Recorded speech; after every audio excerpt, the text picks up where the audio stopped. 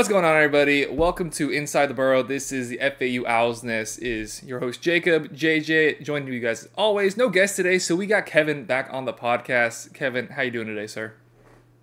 I would like to call myself the perpetual guest of this show because I think I am more of a guest at this point, and I just sort of pop up out of the shadows sometimes. Like you're somewhere in between guest and host. Like you're definitely part of the I'm channel. like I'm like the relief pitcher who you call in when every other reliever is tired. You're like, well, you know what? We need a lefty somewhere. Hey I'm man, that lefty. hey, I don't know if you could get into the Diamondbacks bullpen last night. They were absolutely killing it, but you're good enough to be in our bullpen. That's enough for us. I will take the FAU bullpen over the Diamondbacks bullpen any day of the week. That is a spicy take. I mean, are they going, are FAU bullpen going to get us the World Series? No comment. Fair enough. JJ, I feel like I don't go, most of these shows, I don't ask how you're doing. I just go straight to the third person in this panel. JJ, how are you doing today, sir? I'm doing great. Today's a bit chaotic. It's my brother's birthday. Happy birthday, Luke, if you're watching. I can't believe you're 17. I love you very much. Oh, But getting sentimental. back on topic, Oh, I'm just so excited to get into this episode. It's probably the most excited I've been to talk about FAU, and we're going to talk a little bit of basketball. And Yeah, we will get I to love the we'll get to the basketball. We're going to start with the football first, and don't have to be the first person to tell you that last week was a very disappointing game for FAU, falling to UTSA 36-10. And before we get into the football, before we get into the basketball and get into this week's game, just JJ, what was your just overall thoughts watching that football game last week and how difficult it was for the Owls offense? First off, whenever a team wins a game, I want to give them credit and credit where it's due. UTSA was the better team. They completely blowed us out and really destroyed us in all aspects of the game. But we did not look good. We looked piss poor and pathetic. We really didn't play good on both sides of the ball. Um, Really at halftime we were trailing 20-10. I think it was UTSA kicked that last second field goal, and we just couldn't get any movement on the ball since then. Our rushing, our D line in the trenches was not good at all. We let UTSA run all over us, and UTSA is a good ball team, but we should not have looked like that on Saturday. It's a homecoming game. It's at home. You have a lot of fans in the stands, and Tom Herman even said he's embarrassed with how this FAU team played. He's just flat out embarrassed. But with that being said, there's a lot to work on. FAU is still 2-1 in the AAC, and there's a lot that we can improve on. We had not easy, but we have sort of a weak schedule for three of our next four games, which if we can win three of four next games, which we'll be favored in, then we would improve to a final record of 7-5, and that's really where my goal is to at the end of the season.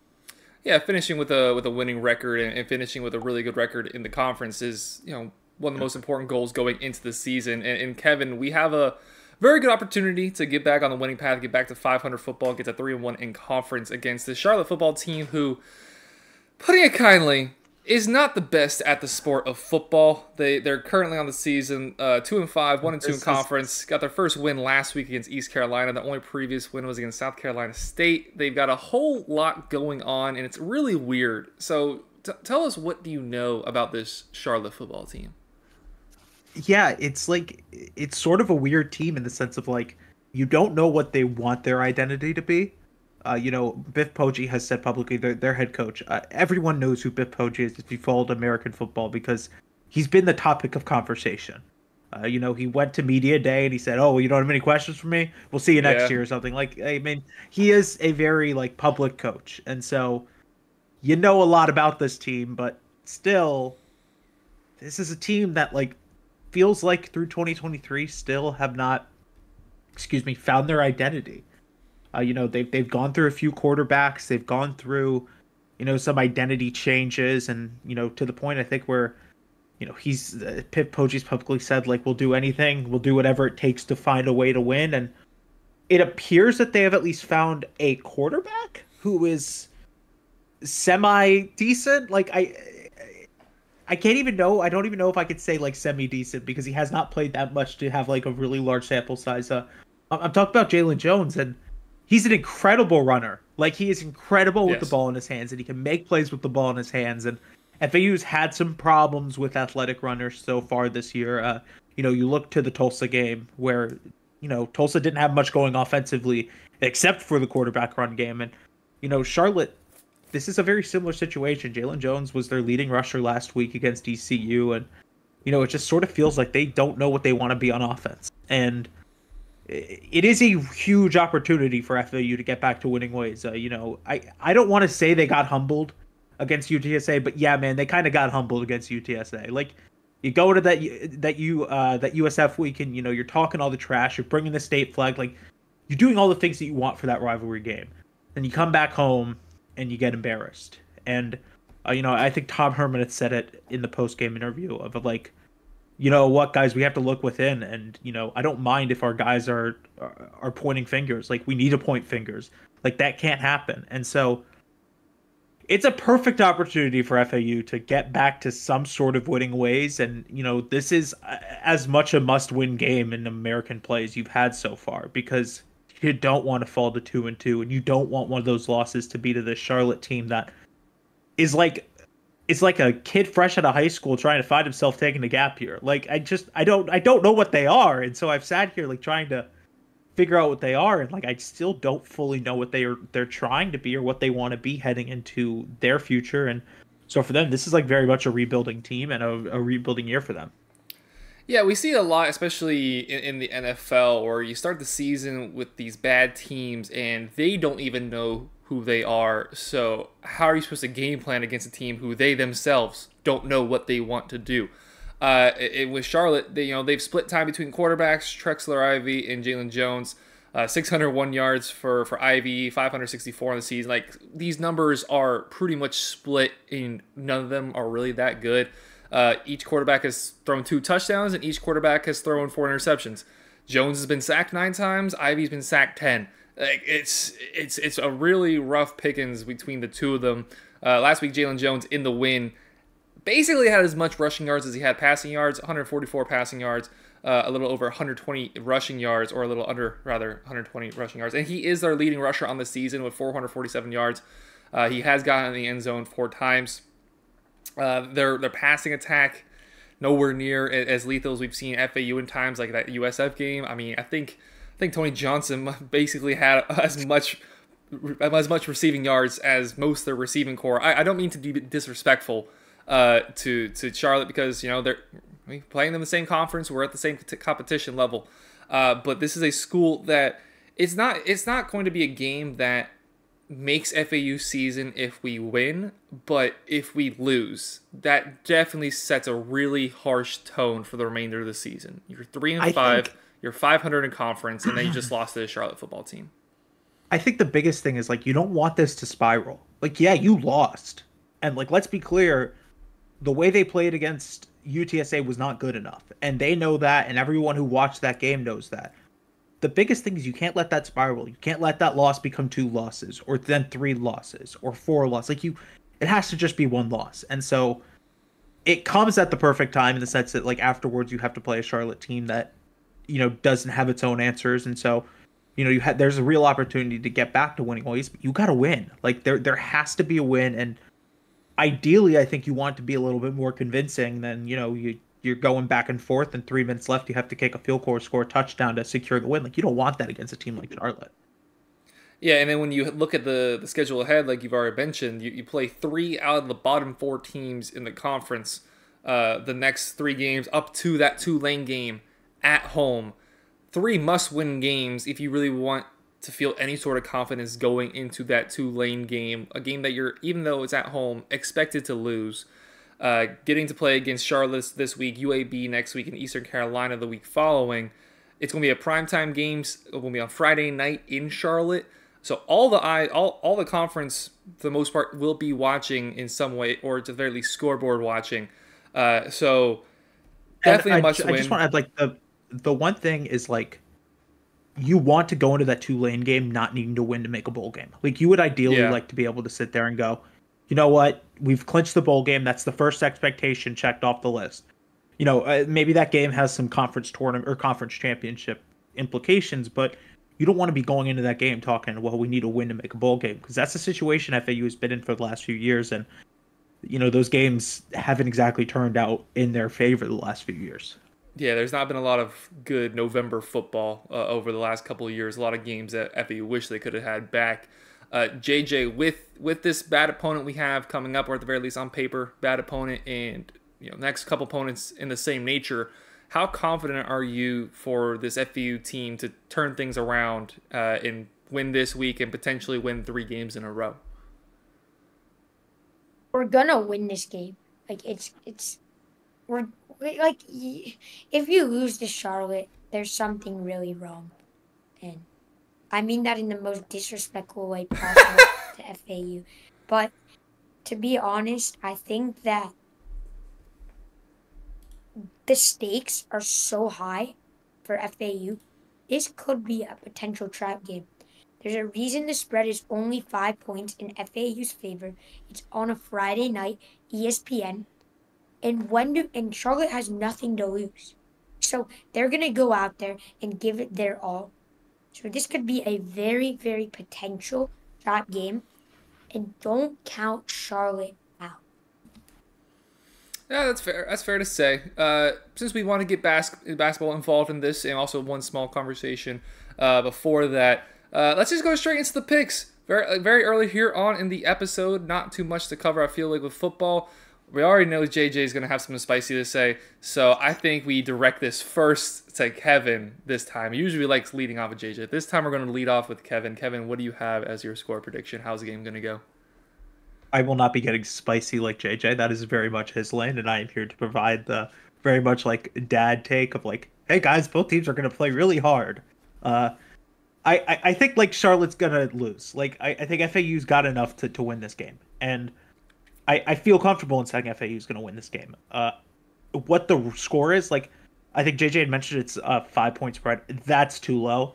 Like, this is a bad Charlotte team, and FAU's a decent team. And, for most of that UTSA game, it looked somewhat competitive, even if that offense wasn't getting going. But, like, I think the offense gets going. I think they win by, like, 20 points. Like, it's a respectable win. They're not fighting in the fourth quarter to try and pull this out, and they've sort of got a comfortable lead built. But, yeah, I mean, I think FAU wins this game fairly comfortably.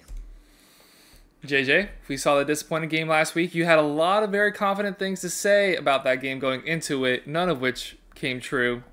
The floor is yours for this week. Yeah, so I did this with Clemson too. I really said FAU would beat Clemson and they lost. So I owed Clemson fan base an apology, and it would not be wrong to do the same thing to UTSA. So for all the UTSA fans, I apologize for disrespecting your team. With that being said, this Friday night is going to be a thriller of a game. It is going to be a very high-scoring game. Charlotte is going to get out with a 10-0 lead, but then in the second half, FAU is about to pummel Charlotte. They're about to run all over them. Larry McCannon is about to go off. We've seen Zuberi Mobley and Kobe Lewis do fairly well throughout the season, but Larry needs the carries. He was in 1,000-yard rusher last season, and he is about to have a 2-touchdown rushing touchdown game. Also, we're going to get LaJohntay Wester involved. LaJohntay only had 4 catches for 14 yards last week. That's not okay. That's unacceptable. You got to throw the best receiver in the American Athletic Conference the ball. And we're going to do that this week. And we're going to win this game 38-28. Oh, wow. That's a little combination of the worlds there, where you have you still have the passion, you still say we're going to do really well, but that score line is are we done with the days of like 56-3, JJ? Are we starting? Yeah, JJ, I was expecting like FAU by 100 or something. Yeah, like, that was like. Hey. I've lost a lot of confidence in this FAU team. I mean, what they did last week, fair enough. I believe was not great. Like, I mean, when Daniel Richardson is 19-34, a buck 40, 2 interceptions and 0 touchdowns. Just lost a lot of confidence. But it's a bounce back game. It's a game you have to win, must win. If I told you going into the season that we were going to be 3-5 with UAB, ECU, Tulane, and Rice, then it would be challenging to make a bowl game. It would be. It would be. And I do expect us to win this game. I think this is a good opportunity for Daniel Richardson to get back on course. You go from 380 yards against USF to the performance we saw last week where, outside the first quarter, nothing for the offense at all. Same thing with Larry McCammon. The defensive front of UTSA really was a big factor in the game on Saturday. Not the same thing this week with Charlotte. Not the same type of defense. Not the same type of offense on the other side, where the quarterback is very comfortable just sitting there in the pocket. I actually kind of like when FAU goes against these mobile quarterbacks because usually when we see these teams with mobile quarterbacks, usually the offensive line isn't that good, and we see that again with the Charlotte this week. 19 sacks allowed so far in their season. So I expect the defensive line to get a lot of pressure on the quarterback and really disrupt their offense, who does not score the ball a lot, and in their losses they allow a lot of points. So I'm gonna go with a bigger margin of victory than JJ is. I'm gonna go with FAU 31, Charlotte 13. So clean sweep there on the panel. FAU getting back on the winning ways over Charlotte. Right before we get into the basketball team, we did have some breaking news today with the AAC, and that is Army joining the conference. So Kevin, what was your initial thoughts when we saw this news break earlier today? Yeah, I'll make this quick because this has sort of been in the works for a minute here. And when Mike Oresco goes on Mike Oresco, the AAC commissioner, goes on a podcast and basically like outs the entire conference's plan to say that they're going to do it. Like it was sort of in the works. Now, what Army brings is another established brand. You have another service academy in this conference, and they had mentioned that the Army Navy game is still going to be a non-conference game, but you have a lot working there in terms of a brand. It's in a good TV market. It's considered part of the New York market, so it's the number one market in the world. Like, this is sort of what you want in the conference. This is what the AAC has been built to do, is bring in TV markets, bring in big-time programs and big-time brands that people know. Everyone knows the Army, the Army West Point. Everyone knows the Naval Academy. Like, these are established brands because of their connection to the U.S. military. And so you're getting a lot there. This has not been Army's best season. I think they're on like a 4 or 5 game losing streak, but this is still a program that's won 8, 9 games every year. And so all things considered, this is incredibly good news for the American, where they are right now, and sort of with where conference realignment is right now, and knowing that they're going to lose some future. And to add on to what Kevin is saying, Army is ranked number 36th in all FBS teams' TV coverage, and that would be the number 1 in the American Athletic Conference if they are to join. So it's great attention for the conference itself, but also Army isn't having the best of seasons this year. I think they're 2-5. There's a lot of benefits and a lot of negatives to this, but in all, I just think it's great for attention itself in the AAC, and it's only going to go up from 36. So when FAU plays them, there's going to be a lot more attention. Also, I don't like the triple option where it's just only rushes, and now FAU is going to have to play a team most years, 2 teams with the triple option when they play Navy and Army. So getting into the schematical talk real quick, JJ, this is like a different triple option. Yeah. They throw the ball a little bit more, and if you ask like triple option purists, like we all hate it because we want to see him run the ball, we want to see him just like use a fullback the entire time. But no, this is a little bit more of like, they're actually throwing the ball this year. This is more like Coastal Carolina triple option. Like, they're still running the triple out of shotgun and out of the under center looks, but they're not afraid to throw the football. They're not going to go out there and throw the ball 80 times a game like a Mike Leach team would. May God rest his soul. But like, this is still going to be a team that runs the ball. But yeah, they do throw the ball a little. Yeah, I mean, they've got over 100 passing yards each game. Or averaging over each game. So that is something that was just never seen. You're usually seeing like 4 or 5 passing attempts total from these military schools that run the triple option. And I think that part of it is why they've struggled this year, is they are making such a big difference. Like, they're still running that triple option. However, they're incorporating the wide receivers a lot more. Isaiah Austin, 266 yards, but that's only on 9 catches. So the times they do throw the ball, you're looking at some massive plays. You're looking at 29.6 per catch. You're looking at 20.5, 30 on the dot. Like you're looking at these big plays that come. So it is like a little nice middle ground of the two, but they are struggling to implement it. So we'll see. We'll see as they continue to progress. Maybe that's something that is pretty dangerous, because how do you stop all of that? So welcome Army, welcome another military school into the fold, and excited to see that play out. Is that starting next year, or is that 2 years from now? I believe it's next year. I have to double check, but it's next year. Yeah. Okay, that makes somewhere sense. in that time frame. Yeah, it just makes sense. You have a military school in the American Conference joining Navy. So, welcome Army, and we are going to be soon welcoming in the basketball season. FAU sort of got tipped off with a preseason closed door scrimmage against North Carolina. I don't know how much has actually been reported based on that, but we do know that North Carolina won the game quite comfortably. I actually have some quotes here from Armando Bacot, one of the stars of North Carolina.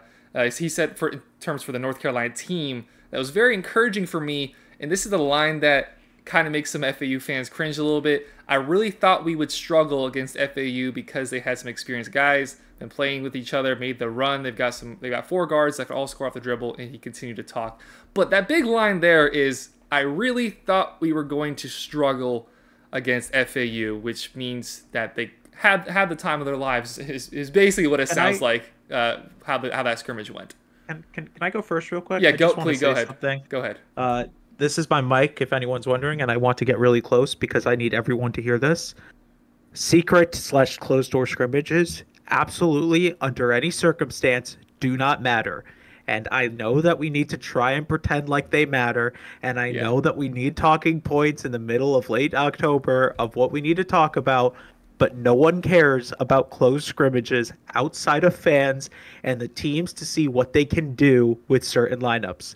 Outside of that, it is the equivalent of a NFL preseason game where if you win, it's the coolest thing ever, and if you lose, it doesn't matter. Reality is, it's not going to have any dictation on what the season is.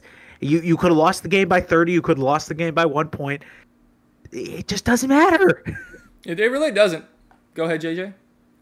So I got some inside information on this game. The final score was 76-63. In the first 2 halves, they did 3 total halves. In the first 2 halves, it was a 3-point lead for UNC, and then FAU played their bench in the third half, same with UNC, and that's really where UNC pulled away in this scrimmage. Elijah Martin and Giancarlo Rosado both didn't play in this game. That means one of our 2 best players was out, and Giancarlo Rosado, a key big who subs in for Vlad, and Dusty said that his improvement throughout the offseason is huge. So if we get both of those guys back, it would be a lot closer. And without 2 of your 5 best players, keeping it with 3 points in the first 2 halves is remarkable. And I'm so proud of this FAU team through that scrimmage. Yeah, it is just a scrimmage. It's worth bringing it up. It did happen nonetheless, and it is North Carolina. So it is at the very least worth talking about. But keep an eye on it. But let's not spend the next 2 weeks talking about what it means for the FAU basketball team when we get to when the season actually matters. Yeah. We're not going to be playing. If we do play North Carolina this year, that means some things have gone right. So we have some other teams on our schedule that we do have to worry about, and that's actually the first thing I wanted to talk about is. We've got to take a look at the full stretch of the basketball schedule now, starting off with Loyola Chicago. You got Eastern Michigan, Bryant, Butler, and you go down that first ranked team against Illinois, eventually playing Arizona, and then that conference schedule plays out. So I said, Kevin, we'll continue to start with you. When you look at the full schedule, which game really excites you the most, or set of games excites you the most going into the season? Yeah, everyone's going to bring up the big games against Power 5 opponents or high major opponents, and I get it. Like, playing Illinois is intriguing. Playing Arizona is intriguing.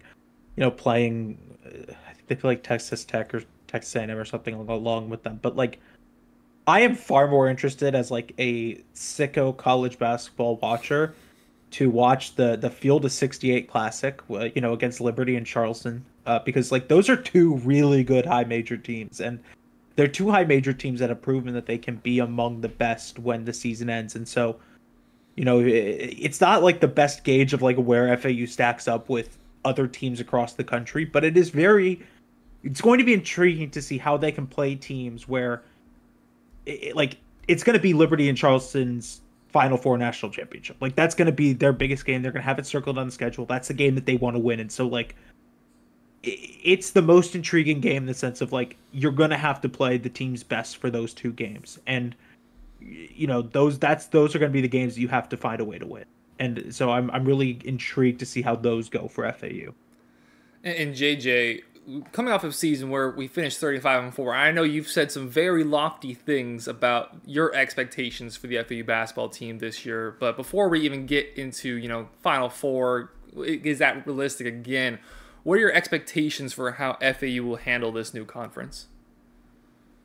Yeah, my expectations for this conference is, it's going to be a runaway win for this conference. No one is even close to the standard of FAU. It's not. FAU is going to win this conference by 5 games, at least. This conference is not even close to FAU. I'm excited to give my full expectations and predictions for this season.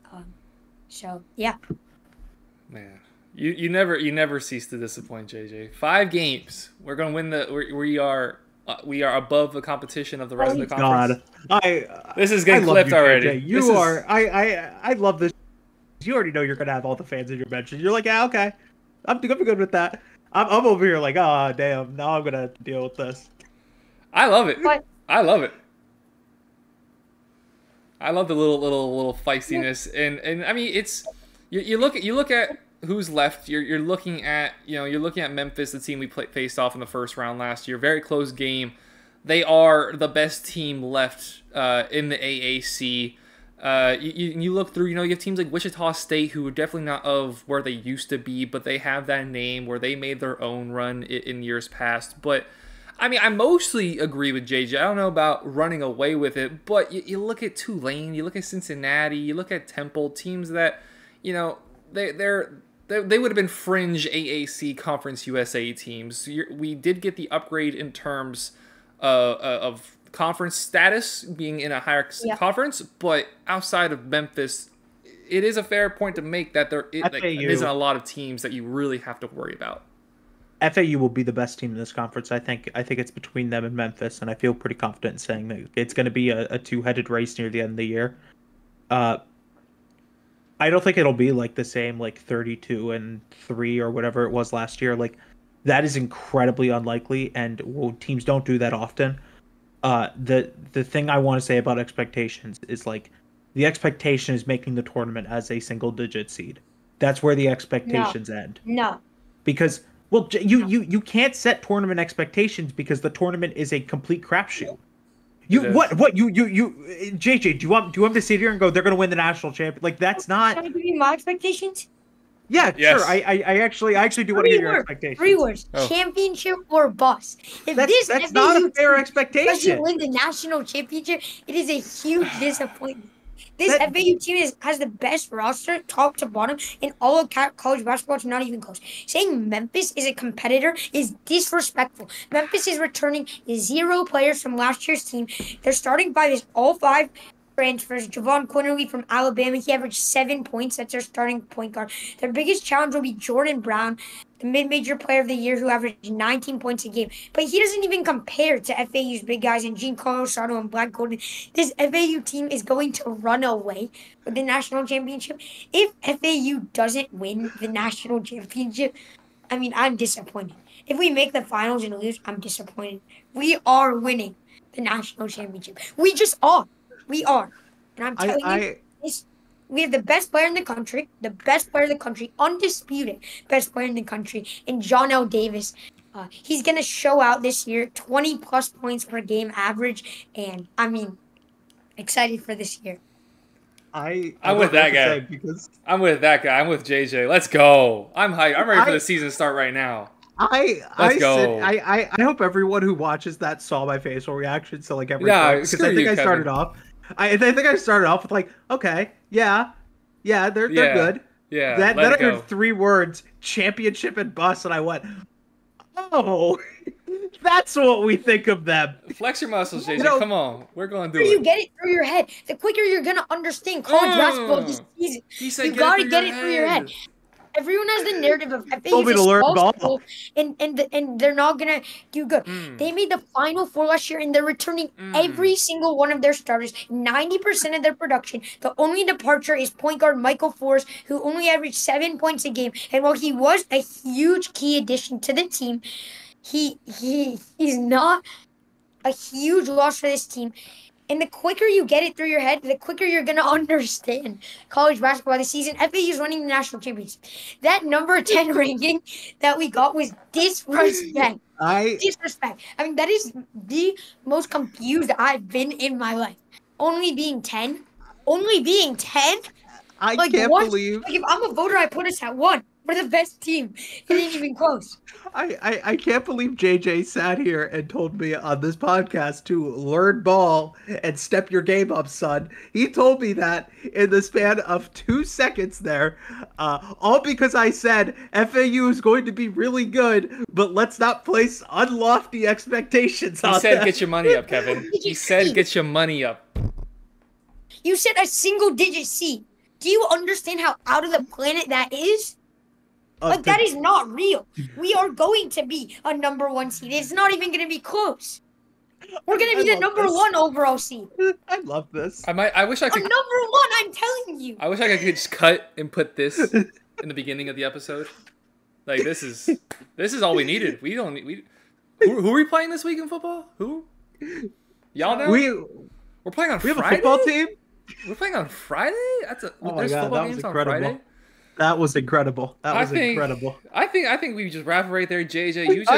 You just blessed I think we just America's put the ears. bow on it and said that was the greatest thing we've ever heard. Thanks for coming, and hopefully next week we can just. You know what needs to happen?